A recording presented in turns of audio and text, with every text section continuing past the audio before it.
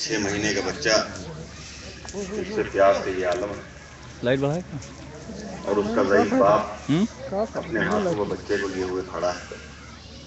آپ نے مصائب سنے، تو لائٹ بڑھائے دے خدا سلامت رکھے حسین پر رونے والوں کو کہ آنکھوں سے آنسو نہیں رکتے ہیں۔ میرا ساتھ میں رہو، سیو کرنا۔ میرا تصور صرف کربلا کی طرف جا رہا تھا کہ ہم اتنا بے چین ہیں علی اصغر کی شہادت سن کر، نہ جانے رواحت کے دل پر کیا گزری ہو کہ جب علی اصغر کے گلے چھلے ہوئے گلے کو اس ماں نے دیکھا ہو۔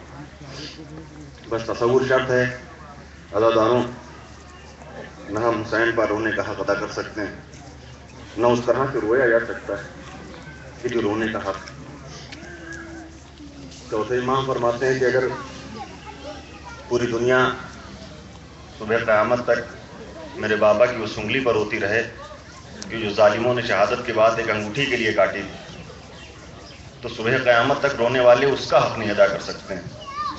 تو پھر وہ زخم جو علی اکبر کے مرنے سے حسین کو لگا، وہ زخم جو عباس کی شہادت سے حسین کو لگا، وہ زخم جو علی اصغر کے جانے سے حسین کو لگا، ان زخموں کو کون رو سکتا ہے؟ اپنے حسب حیثیت ہم غم مناتے ہیں، حسین کا ماتم کرتے ہیں، ماں بہنیں جوان بوڑھے سب عزاداری میں شریک ہو جاتے ہیں۔ بس یہ فصل عزا تقریباً تمام ہے۔ آپ اپنے اپنے گھروں سے اپنے مہمان کو رخصت کریں گے، یہ کہتے ہوئے کہ بچے جو اگلے برس ہمیں اور یہ غم پھر ہے، جو چل بسے تو یہ اپنا سلام آخر ہے۔ ابھی تابوت کی شبیہیں آپ کے سامنے ہوں گی۔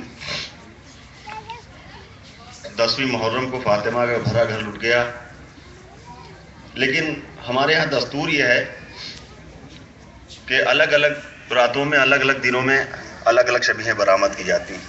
کہیں شب داری ہوتی ہے تو کہتے ہیں یہ جناب عباس کے لیے شب داری رکھی گئی، کہیں شب داری ہوتی ہے کہیں جناب علی اکبر کا تابوت اٹھائیں گے۔ اور یہاں میں آپ کے سامنے عرض کروں کہ مجلسیں بہت پڑھی، اللہ نے شرف دیا، لیکن جب مجلس پڑھنے کہیں جاؤ تو اتنی الجھن نہیں ہوتی، لیکن جب کہیں تابوت میں مصائب بیان کرنے ہوتے تو میں اپنے دل کی کربلا میں کھڑا ہوں۔ اور جیسا کہ آپ جانتے ہیں کہ مسلسل عزاداری آپ بھی کر رہے ہیں، میں بھی کر رہا ہوں، سفر بھی ہو رہا ہے، راتوں میں جاگنا بھی ہو رہا ہے، بڑی الجھن رہتی۔ کیوں کہ ایک دن میں تھوڑی سی دیر میں ہم کیسے سب کا ذکر کر لیں گے؟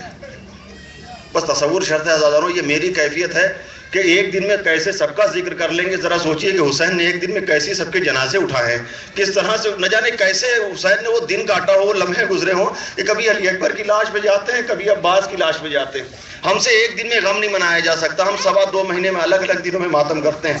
حسین نے ایک دن میں سب کی لاشیں اٹھائیں، اور بہت تو اس طرح سے حسین نے لاشیں اٹھائی ہیں کہ گرتے ہوئے حسین گئے ہیں اور گرتے ہوئے واپس آئے۔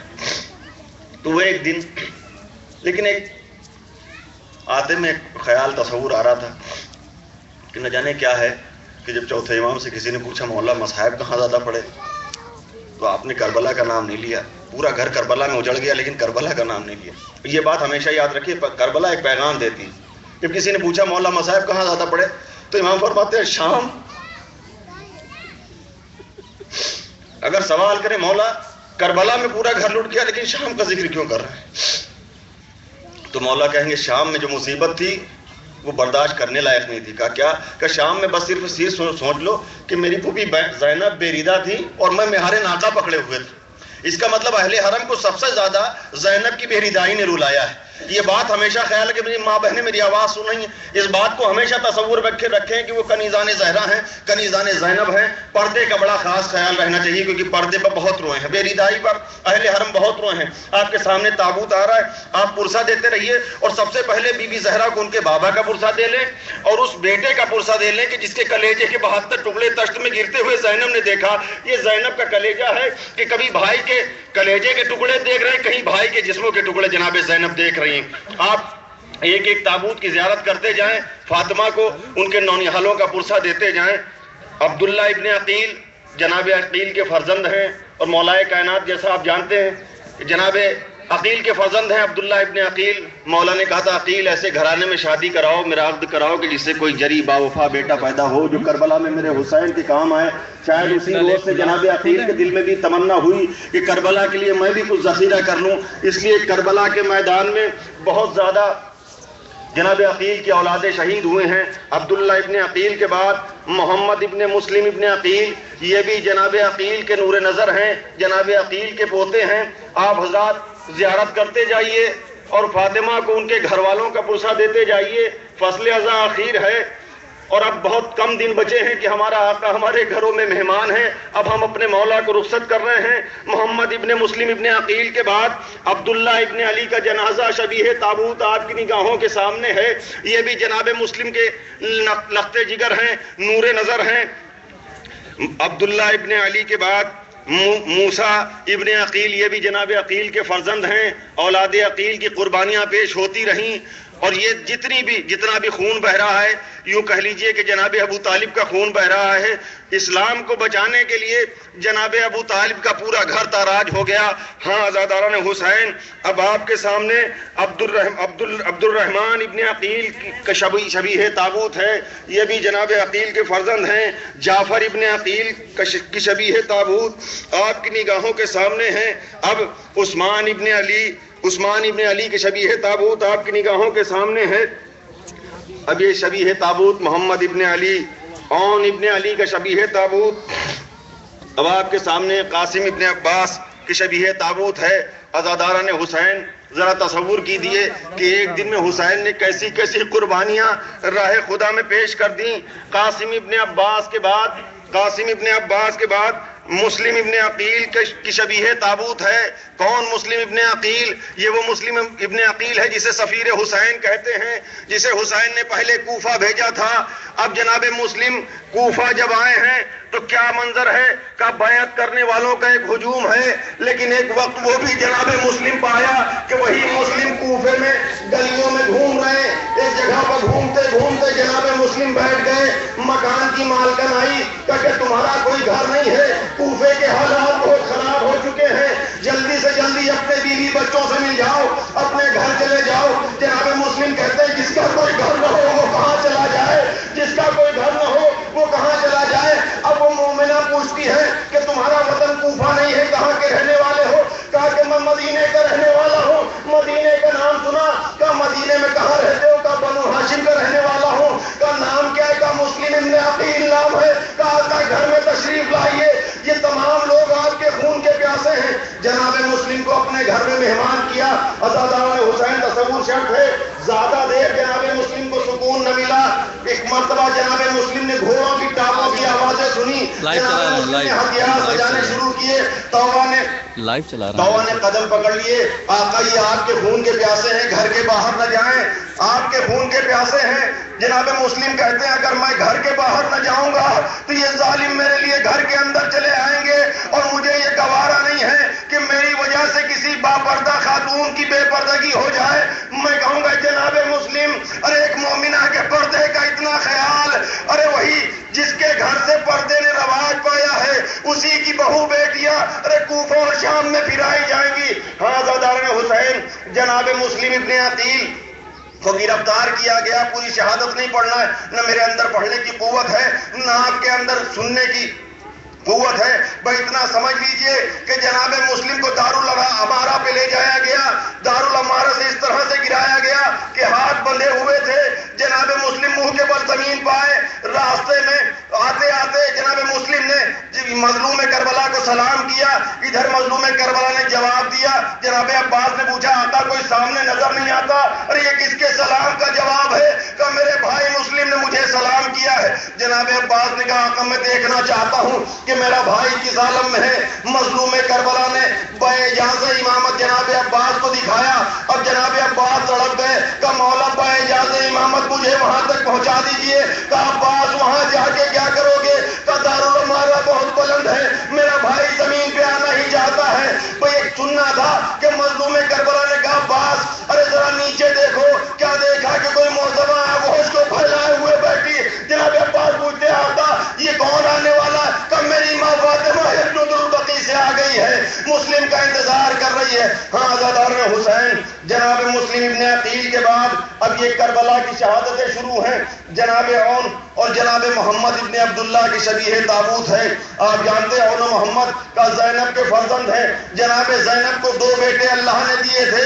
جناب زینب نے دونوں بیٹے اپنے بھائی کو قربان کر دیے کہ نسل فاطمہ سلامت رہے، میری کھیتی اجڑتی ہے تو اجڑ جائے. عزاداران حسین ذرا تصور تو کیجئے کہ عون و محمد کی شہادت میں کیا درد ہے. جناب عون و محمد کو مظلوم کربلا اجازت نہیں دیتے ہیں. جب بھی دونوں بھانجے سامنے جاتے ہیں مامورن کی اجازت دیجئے. حسین گلے میں باہیں ڈال کے کہتے ہیں عون و محمد تم میری بہن کے سہارے ہو، تمہیں کس طرح سے رن کی اجازت دے دوں. دونوں بچے خیمے میں آ جاتے ہیں. جناب زینب پوچھتی ہیں عون و محمد تم ابھی تک زندہ ہو؟ تصور شرط ہے عزاداران حسین. دنیا کی ہر ماں اپنے بیٹے کے لیے کہتی ہے کہ تم ہزاروں برس زندہ رہو، لیکن کربلا کی مائیں نہ جانے کیسی تھیں، کتنی حسین سے محبت کرتی تھیں کہ اپنے بچوں سے کہہ رہی کہ تم ابھی تک زندہ ہو. عون و محمد اگر میرے بھیا کو کچھ ہو گیا اور تم زندہ رہے تو زینب دودھ نہ بخشے گی. ہاں عزاداران حسین، عون و محمد کو مقتل کی اجازت ملی. عون و محمد کی شہادتیں بھی ہو گئی. مظلوم کربلا دونوں کی لاشیں لا کے خیمے میں رکھ دیتے ہیں. اب سلام ہو زینب پر کہ زینب نے عون و محمد کا ماتم نہیں کیا. دونوں لاشوں کے درمیان سجدہ شکر کیا کہ معبود تیرا لاکھ لاکھ شکر ہے. ارے زینب کی کھیتی لٹ گئی لیکن فاطمہ کی کھیتی سلامت ہے. میں کہوں گا شہزادی زیادہ دیر تک یہ کھیتی سلامت نہیں رہے گی. ابھی چند لمحوں کے بعد منادی یہ ندا دے گا کہ حسین پیاسے شہید کر دیے گئے. ہاں عزاداران حسین، عون و محمد کے بعد قاسم ابن حسن کی شبیہ تابوت ہے. کون؟ حسن سبز قبا کے بیٹے ہیں. قاسم ابن حسن یتیم کو حسین بھیجنا نہیں چاہ رہے. جب بھی میں نے دیکھا کہ جب بھی جناب قاسم رن کی اجازت مانگنے کے لیے آتے ہیں تو مظلوم کربلا گلے میں باہیں ڈال دیتے ہیں اور چچا بھتیجے اتنے روتے ہیں کہ غش طاری ہو جاتا ہے. کسی صورت سے اجازت نہیں ملتی ہے. جناب قاسم سر کو جھکائے ہوئے خیمے کے کونے میں بیٹھے کہ بابا کی وصیت یاد آئی. بیٹا جب کبھی بہت گراں وقت آئے گا تو اس تعویذ کو کھول کے پڑھ لینا. بیٹا جب کوئی گراں وقت آئے گا تو تعویذ کو کھول کے پڑھ لینا. اب اس سے برا وقت کون آئے گا؟ جناب قاسم نے تعویذ کھولا، دیکھا کیا کہ بابا کی وصیت ہے. تعویذ کو لے جا کے مظلوم کربلا کے سامنے رکھا. مظلوم کربلا نے وصیت نامہ دیکھا کہ اے بیٹا قاسم، جب تم اس تعویذ کو کھولو گے تو میرا بھیا حسین نرغہ ہاتھا میں گرا ہوگا، میری طرف سے تم قربان ہو جانا. مظلوم کربلا کہتے بیٹا قاسم، اگر بھائی کی وصیت نہ ہوتی تو تمہیں اجازت نہ دیتا. قاسم جانے لگے. حسین نے گریبان چاک کر دیا. میں کہوں گا مولا گریبان کیوں چاک کر رہے؟ کہ سامنے بھی سارے کے سارے مسلمان ہیں، سب جانتے ہیں کہ یتیموں کے ساتھ کیسا سلوک کیا جاتا ہے. میں چاہتا ہوں کہ کوئی یتیم جان کے میرے بھتیجے کو چھوڑ دے. ہاں عزاداران حسین، وہ وقت بھی آیا کہ قاسم زمین پائے، آواز دی چچا مدد کو آئیے. ایک طرف سے جناب عباس چلے، ایک طرف سے مظلوم کربلا چلے. ہاشمی جوانوں کو آتا ہوا دیکھا. فوجوں میں اس طرح سے بھگدڑ مچی کہ بیچ میں قاسم زندگی میں پامال ہوتے رہے. قاسم پکارتے رہے چچا مدد کو آئیے. اب جب مظلوم کربلا قاسم تک پہنچے تو جسم ٹکڑوں میں بٹ چکا تھا. حسین نے قاسم کے جسم کے ٹکڑے سمیٹے، خیمے میں لے کے آئے. اب نہ جانے کیسے بیوہ ماں نے ماتم کیا ہو، نہ جانے کیسے بیویوں نے گریہ و بکا کیا ہو. ہاں عزاداران حسین، قاسم ابن حسن کے بعد جناب عباس کی شبیہ تابوت آپ کے سامنے آ رہی ہے. جناب عباس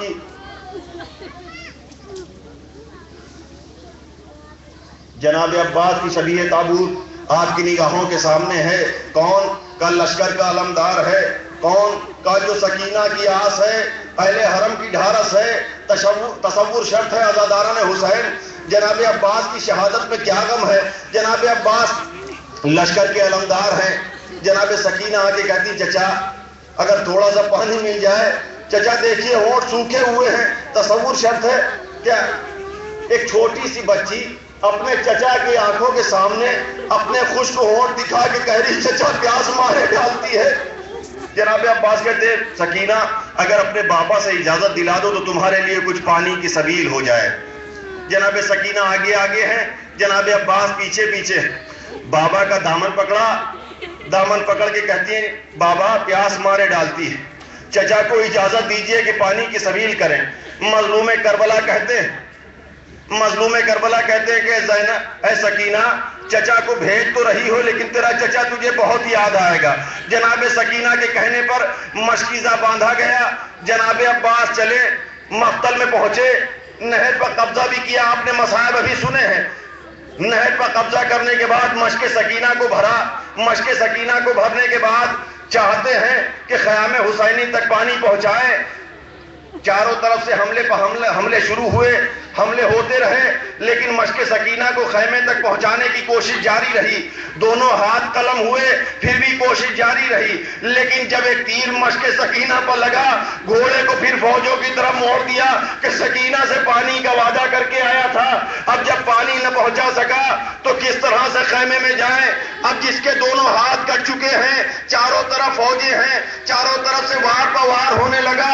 تصور شرط عزاداران حسین، اگر ایک کمسن بچہ بھی بلندی سے گرے تو ہاتھ ٹیک دیتا ہے اور چہرے کو بچا لیتا ہے، لیکن یہ مصیبت صرف اور صرف عباس پر پڑی کہ جب گھوڑے کی زین سے زمین پر آئے تو جناب عباس منہ کے بل زمین پر تشریف لائے۔ مظلوم کربلا آگے بڑھے، جناب علی اکبر سہارا دیے ہوئے ہیں، بھائی تک مظلوم کربلا پہنچ گئے، سر کو زانو پر رکھا، سر کو زانو پر رکھتے جناب عباس ہٹا لیتے ہیں، کہا بھیا بار بار سر میرے زانو سے اپنے سر کو کیوں ہٹا لیتے ہو؟ جناب عباس کہتے ہیں آقا بھئی یہی تصور ہے، یہی سوچتا ہوں کہ جب آپ زمین گھر پر گریں گے تو آپ کا سر کس کے زانو پر ہوگا؟ مظلوم کربلا کہتے ہیں کہ میری قبر سیدھا ماں ارے جنت البقیع سے آ چکی ہے، میرا سر میری ماں فاطمہ کی آغوش میں کاٹا جائے گا۔ جناب عباس سے کہتے ہیں بھیا اگر کچھ تمنا ہو تو بیان کرو۔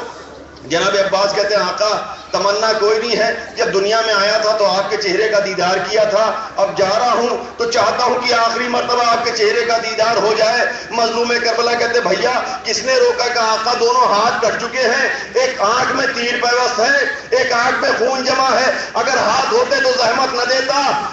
مظلوم کربلا نے اپنے ابا کے دامن سے آنکھوں کا خون صاف کیا، جناب عباس نے چہرے کی زیارت کی۔ اب جناب عباس کہتے ہیں آقا ایک وصیت ہے، اپنے بھتیجے علی اکبر سے کچھ بات کرنا چاہتا ہوں، مجھے تھوڑی دیر کے لیے تنہا چھوڑ دیجئے۔ جناب علی اکبر سراہنے آئے، مظلوم کربلا تھوڑی دور چلے گئے۔ جناب علی اکبر کو مخاطب کر کے جناب عباس کہتے ہیں بیٹا علی اکبر، ان جاہل عربوں کا یہ دستور ہے کہ جب کسی کی توہین کرنا ہوتی ہے تو اس کی شہادت کے بعد اس کی لاش پہ گھوڑے دوڑا دیتے ہیں۔ اے بیٹا علی اکبر جب میری روح نکل جائے تو میری لاش کو پسر سعد کے سامنے لے جا کے رکھ دینا اور کہنا کہ اگر فاطمہ کے لال کی اس طرح سے بے حرمتی کرنے کا ارادہ ہو تو یہ غلام کی لاش سامنے ہے، جتنا جی چاہے اسے پامال کر لو، لیکن میری آقا کی لاش کے ساتھ اس طرح بے حرمتی نہ کرنا۔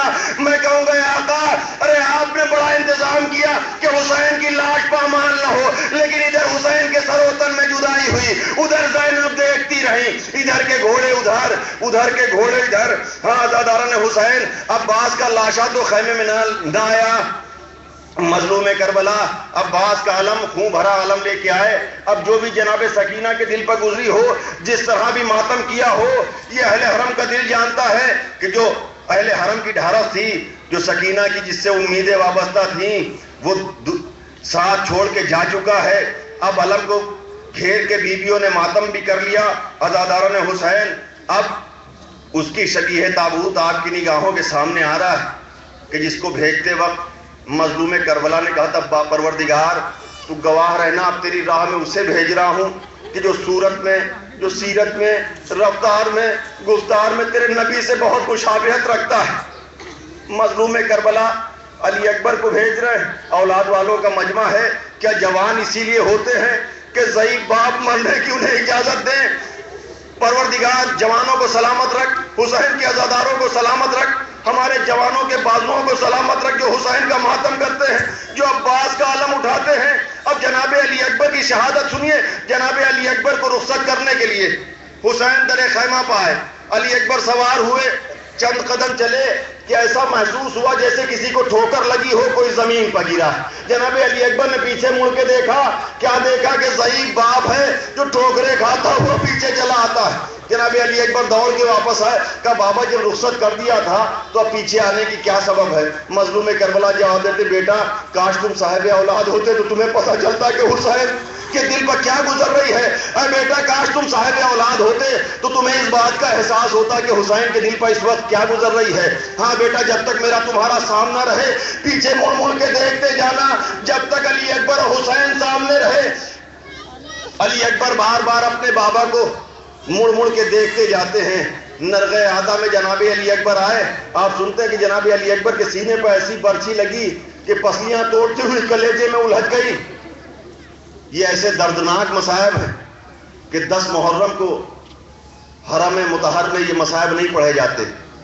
بحر العلوم ایک روز 10ویں محرم کو مجلس پڑھ رہے تھے کربلا میں، منبر پر تھے، مصائب پڑھتے پڑھتے جناب علی اکبر کی شہادت پڑھنے لگے، اور جیسے یہ کہا کہ وائے اس ظالم پر کہ جس نے علی اکبر کے سینے پر ایسا نیزہ مارا کہ پسلیاں توڑتا ہوا کلیجے میں الجھ گیا۔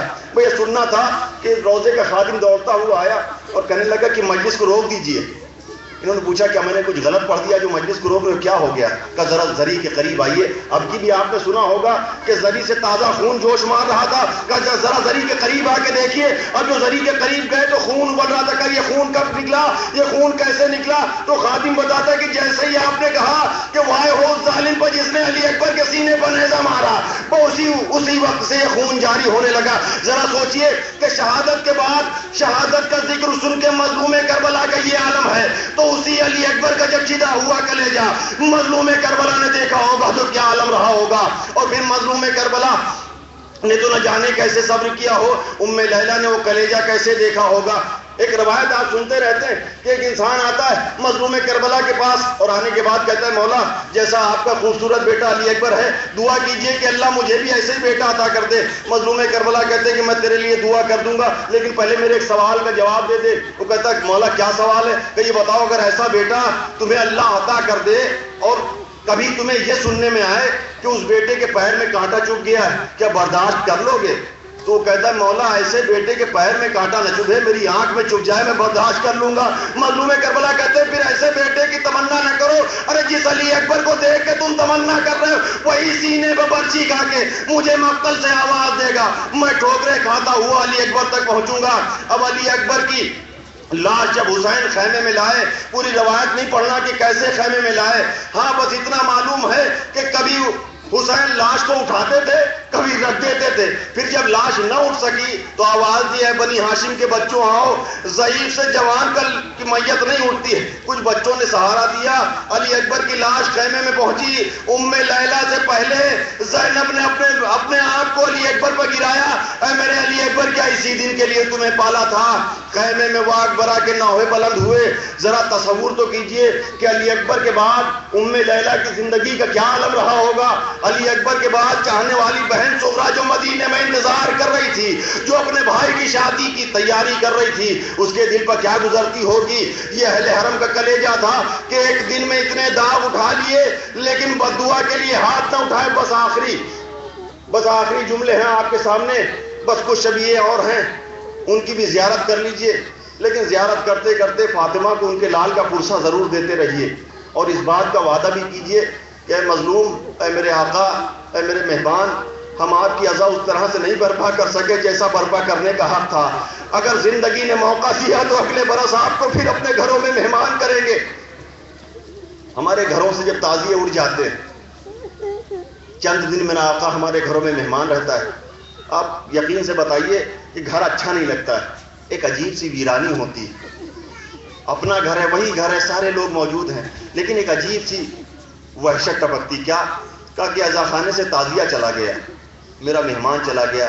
ایک تعزیہ چلا جاتا ہے تو گھر پہ اس طرح سے بے رونقی چھا جاتی ہے، اتنی ویرانی آ جاتی ہے۔ فاطمہ کے گھر سے ایک دن میں 18 چاند چلے گئے، اس میں کوئی علی اکبر تھا، کوئی عباس تھا، کوئی علی اصغر تھا، اور حد یہ ہو گئی کہ مظلوم کربلا بھی چلے گئے۔ ذرا سوچئے کہ جب سید سجاد کی غش کے بعد آنکھیں کھلی ہوں گی، جب بے ہوش ہوئے تھے اس سے پہلے گھر بھرا تھا، اب جب آنکھ کھلی ہے تو پوچھتے پھوپھی اماں پورا گھر کہاں ہے؟ مظلوم کربلا سرانے کھڑے ہو کے بتاتے کہ بیٹا اے سید سجاد، یہ سمجھ لو کہ مردوں میں تمہارے میرے سوا کوئی باقی نہیں ہے. ذرا سوچیے کہ سید سجاد کے دل پر کیا گزرتی ہوگی. ہاں عزاداران حسین، اب مظلوم کربلا نے مقتل میں آ کے حل من ناصر ینصرنا کی صدا بلند کی. یہ آخری حجت تھی جو میرا امام تمام کر رہا تھا. ادھر صدائے حل من بلند ہوئی، ادھر خیمے سے رونے کی آوازیں اٹھی. مظلوم کربلا در خیمہ پائے. زینب، ابھی حسین زندہ ہے، ابھی رونے کا کیا سبب؟ جناب زینب کہتی بھیا ذرا خیمے کے اندر تشریف لائیے. حسین خیمے میں گئے تو کیا دیکھا کہ بیویاں علی اصغر کو گھیرے ہوئے ماتم کر رہی ہیں. کہا کیا ہوا؟ کہا جیسے ہی آپ نے حل من ناصر ینصرنا کی صدا بلند کی، بے شیر نے اپنے آپ کو گہوارے سے گرا دیا. حسین مقصد سمجھ گئے، علی اصغر کو ہاتھوں پر لیا. دھوپ تیز تھی، ضعیف باپ کے ہاتھ پر 6 مہینے کا بچہ ہے. ابا کے دامن کا سایہ کیا، فوجی اشقیہ کے سامنے لائے. اب ذرا انصاف سے بتائیے کہ جس کے گھرانے میں کسی نے کبھی کسی سے کچھ نہ مانگا ہو، وہ حسین اپنے بچے کے لیے پانی کیسے مانگے؟ میر انیس کہتے ہیں کہ یہ تو نہ کہہ سکے کہ شہ مشرقین ہوں. مولا نے سر جھکا کے کہا میں حسین ہوں. حسین سر جھکا کے کھڑے ہو گئے کہ اگر تم میں سے کسی کے دل میں رحم آ جائے تو اس کی ماں کا دودھ خشک ہو چکا ہے، تھوڑا سا اسے پانی دے دو. جب کسی کو آگے بڑھتا ہوا نہ دیکھا تو حسین نے زمین گرم پر اپنے بچے کو لٹال دیا. کہا تم یہ سمجھتے ہو کہ اس کے بہانے سے حسین پانی پی لے گا؟ لو میں نے اپنے لال کو زمین گرم پر لٹال دیا. تم میں سے ایک آدمی آگے بڑھے، علی اصغر کو پانی پلا دے. ہاں زاداران حسین تھوڑی دیر حسین انتظار کرتے رہے کہ شاید کسی کو رحم آ جائے، شاید کوئی علی اصغر کو پانی دے دے، لیکن کوئی آگے نہ بڑھا. علی اصغر کی میت کی شبیہ آپ کی نگاہوں کے سامنے آ رہی ہے. تصور کربلا کی طرف لے جائیے. بس 2 جملوں میں بات ختم کر دوں کہ جناب علی اصغر کو زمین سے پھر حسین نے اٹھا لیا. اب کہا بیٹا تم حجت خدا کے بیٹے ہو، ذرا ان ظالموں کو بتاؤ تو کہ تم کتنا پیاسے ہو. یہ سننا تھا کہ علی اصغر نے سوکھی ہوئی زبان کو پپڑائے ہوئے ہونٹوں پر کچھ اس طرح سے پھیرا کہ فوجی یزید میں جا بجا رونے کی آوازیں بلند ہو گئیں. ایک صدا بلند ہوئی، حرملہ کہاں ہے؟ حسین کے کلام کو قطع کر دے. 3 بھال کا تیر، 6 مہینے کے علی اصغر، اب نہ جانے کیسے تیر لگا.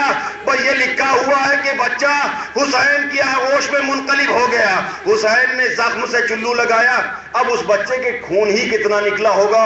حسین نے چلو لگایا، خون چلو میں آیا، چہرے پر مل کے کہتے ہیں کہ اسی صورت سے روز محشر اپنے نانا کے سامنے جاؤں گا کہ اے نانا دیکھو تمہاری امت نے کس طرح کے تحفے دیے ہیں. اے نانا دیکھو تمہاری امت نے کس طرح سے مہمان بلا کے میری مہمان نوازی کی ہے.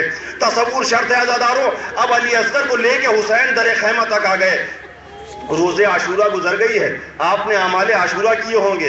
اعمال عاشورہ میں ایک عمل ہے جو سارے عزادار کرتے ہیں، اور کبھی اعمال عاشورہ کو فراموش نہ کیجیے گا، بہت ضروری ہے. اعمال عاشورہ، جب بھی عاشورہ آئے اعمال عاشورہ ضرور کیجیے گا. کیا عمل کیا جاتا ہے؟ کہ آگے قدم بڑھاتے کہتے ہیں انا للہ و انا الیہ راجعون، قدموں کو پیچھے ہٹا لیتے ہیں.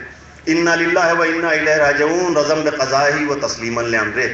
یہ کام کیوں کرتے ہیں؟ کہ مظلوم کربلا نے آخری وقت میں یہ کام کیا تھا. جب علی اصغر کی میت کو حسین در خیمہ پر لے کے آ گئے تھے تو کبھی حسین آگے بڑھتے تھے، کبھی پیچھے ہٹ جاتے تھے.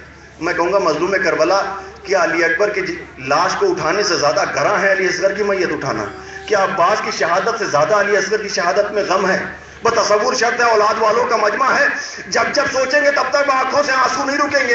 اگر سوال کرے اے میرے باقا، اے میرے سید و سردار، آپ نے عباس کے کٹے ہوئے بازو اٹھا لیے، علی اکبر کی میت لے کے خیمے میں آ گئے اور محمد کو لے کے آ گئے، لیکن آپ نے قدم کبھی پیچھے نہ کھینچے. علی اصغر کی شہادت میں کون سا غم ہے کہ حسین جیسا صابر کبھی آگے بڑھتا ہے کبھی پیچھے ہٹ جاتا ہے؟ تو مظلوم کربلا کا یہی جواب آئے گا کہ میرا علی اکبر مارا گیا، میرا عباس مارا گیا، میرا قاسم مارا گیا، سب کا صدمہ برابر ہے، لیکن ان کی شہادت میں اور میرے علی اصغر کی شہادت میں ایک نمایاں فرق ہے. کا فرق کون سا ہے؟ کہ یہ فرق ہے کہ وہ جب گئے تو کم سے کم جاتے جاتے اپنے دل کی تمنائیں مجھ سے کہہ گئے، لیکن ہائے میرا علی اصغر تیر لگنے کے بعد یہ بھی نہ کہہ سکا بابا میں اماں سے ملنا چاہتا ہوں، بابا میں اپنی بہن سے ملنا چاہتا ہوں. یہ غم علی اصغر کے ساتھ تھا. حسین علی اصغر کو خیمے میں لے کے آئے اور صرف علی اصغر کی میت ہے کہ یہ حسین نے سپرد خاک کر دیا تھا. ننھی سی قبر کھود کے اصغر کو گاڑ کے شبیر اٹھ کھڑے ہوئے، دامن کو جھاڑ کے. گہوارے علی اصغر بھی آپ کے سامنے ہے، گہوارے کی شبی بھی آپ کے نگاہوں کے سامنے ہے. تصور کیجئے کہ جب یہ گہوارہ سونا ہو گیا ہوگا تو رباب کے دل پر کیا گزرتی ہوگی کہ ابھی بچہ جھول رہا تھا، ابھی علی اصغر اس میں تھا، اب علی اصغر تو نہیں ہے، نشانی علی اصغر کی گہوارے کی شکل میں ہے. گہوارے کی زیارت کرتے جائیے، اور ایک ماں کی بے کسی کا تصور ذہن میں ہونا چاہیے کہ اب علی اصغر کو جانے کے بعد، اور جب تیر لگ کے علی اصغر واپس آئے، اس کے بعد اس گہوارے کو کس نگاہوں سے رباب دیکھتی ہوں گی. میں نے یہ پڑھا کہ جب خیمے جلا دیے گئے، تمام بیویاں بے پردہ ہو چکی، جناب زینب کو جب مادر علی اصغر نظر نہیں آئی، جناب زینب نے تلاش کرنا شروع کیا. تلاش کرتے کرتے وہاں تک پہنچی جہاں خیمے جلے ہوئے تھے. وہاں آ کے دیکھتی ہیں کہ رباب خیمے میں کچھ ڈھونڈ رہی ہیں، خیمے کی راکھ سے کچھ تلاش کر رہی ہیں. بآخری جملے عزاداروں، خیمے کی راکھ سے رباب کو تلاش کر رہی ہیں. جناب زینب قریب آئی کہ بھابھی سب کچھ تو جل چکا، ارے کیا تلاش کرتی ہیں؟ جناب رباب کہتی شاید علی اصغر کے جلے ہوئے جھولے کی کچھ لکڑیاں. جب جناب رباب کی شہادت ہوئی ہے، جب غسل دیا جانے لگا تو ایک چھوٹی سی کوٹلی نظر آئی تھی. جب اس کو کھولا گیا تو اسی علی اصغر کے جھولے کی جلی ہوئی لکڑیاں تھیں. ذرا سوچئے کہ اس ماں نے علی اصغر کے بعد کیسے دن گزارے ہوں گے، اس ماں نے کس طرح سے راتیں کاٹی ہوں گی. کیا علی اصغر نہ یاد آتے ہوں گے؟ اولاد والوں کا مجمع ہے. عزاداران حسین، کربلا کے بعد میرے چوتھے امام 35 برس تک کربلا کو یاد کر کے روئے ہیں. جب بھی ہاتھ میں پانی لیا، کربلا کا رخ کیا، اور یہ کہتے تھے قسم خدا کہ میرا بابا پیاسا مارا گیا، قسم خدا کہ میرا بابا پیاسا مارا گیا. جب کہیں گوسفند ذبح ہوتے ہوئے دیکھتے تھے. اور یہ وہ دن چل رہے ہیں عزاداران حسین کہ جب اہل حرم بیریدہ ہیں، جب اہل حرم مقید ہیں، ایک رسی میں 12 گلے، اور آگے آگے سید سجاد، جن کے گھر سے پردے نے رواج پایا ہو، انہی کے گھر کی بیویاں بے مکھنو چادر ہو گئیں. بیریدائی کا غم جس نے سب سے زیادہ اہل حرم کو رلایا ہے. یہی وجہ تھی کہ شام کا نام سید سجاد پہلے لیا کرتے تھے کہ شام میں سب سے زیادہ مصیبتیں پڑیں. آخر میں تابوت سید الشہداء آپ کی نگاہوں کے سامنے ہے. بس میں پڑھ چکا، نہ اتنی قوت ہے کہ آپ کے سامنے کچھ زیادہ بیان کیا جائے، نہ کسی میں اتنی قوت ہے کہ جو سن کے برداشت کر لے. تابوت کی زیارت کرتے جائیے. ایک منظر آپ کی گوش گزار کر دوں کہ ابھی تک جتنے بھی جا رہے تھے مقتل میں، ان کے جانے میں اور حسین کے جانے میں ایک فرق ہے کہ جو بھی گیا، حسین اسے رخصت کرنے کے لیے در خیمہ تک آئے، تھوڑی دور ساتھ میں چلے، لیکن جب فاطمہ کا جانی رخصت ہونا چاہتا ہے تو کوئی ایسا نہیں ہے کہ جو رکاب فرس پکڑے، کوئی ایسا نہیں کہ جو حسین کا بازو پکڑ کے حسین کو سوار کرے. حسین نے کبھی داہنی جانب دیکھا، کبھی بائیں جانب دیکھا. چیخ مار کے روئے چاہنے والی بہن در خیمہ سے یہ منظر دیکھ رہی تھی.